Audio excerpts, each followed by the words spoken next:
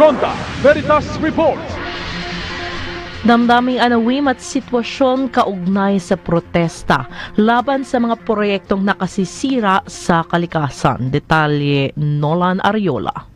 Maraming salamat mga kapanalig. Nagsagawa ng protesta ang Philippine Movement for Climate Justice o PMCJ, Kalusugan, Kalikasan at Katiyakan sa Panirahan K4KQC, aniban ng manggagawa sa agrikultura, Asian People's Movement on Debit and Development, Zone 1 Tondo Organization, Zalika, Zambales Movement for Climate Justice, apektadong komunidad sa Bulacan at iba pang organisasyon sa harap ng isang korporasyon sa Ortigas upang kundinahin at panagutin ang kumpanya sa negatibong epekto sa kabuhayan at kalusugan ng kanilang mga maruruming proyekto.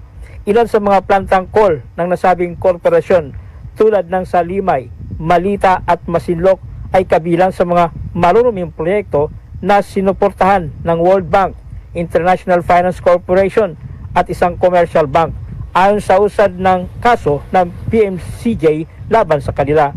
Sa nakaraang linggo, ginanap sa Washington DC ang World Bank Spring Meetings kung saan ipinapaabot ang panawagang itigil na ang operasyon ng mga planta at ibigay na ang reparasyon sa mga komunidad na apektado ng kanilang mga proyekto.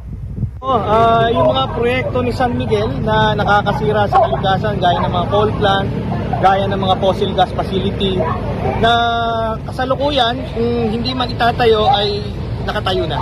Itong mga community nandito, ito yung mga apektado ng proyektong yan.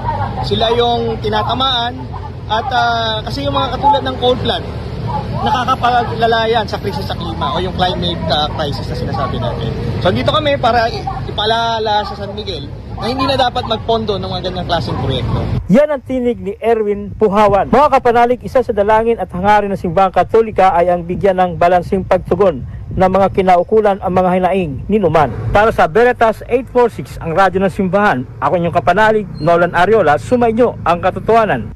Ronda Veritas Report.